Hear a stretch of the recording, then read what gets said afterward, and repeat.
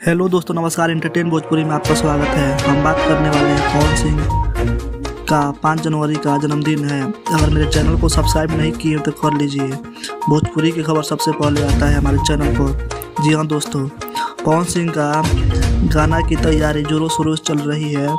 5 जनवरी का पवन सिंह का जन्मदिन है। बहुत ही ज़बरदस्त गाना है, उसी दिन आने वाला है वेब म्यूजिक से। पिछले साल गाना आया था आ जाइए 5 के चल दिए नाच के, बहुत ही ज़बरदस्त गाना था। और उसी तरह ये भी गाना लाजवाब होगा।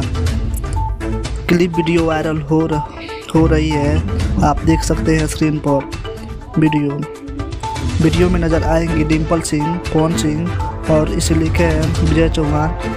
और इस गाना को गाए हैं पावर स्टार पवन सिंह, शिल्पी राज। पवन सिंह डिम्पल सिंह का बहुत अच्छा लुक होने वाला है इस वीडियो में।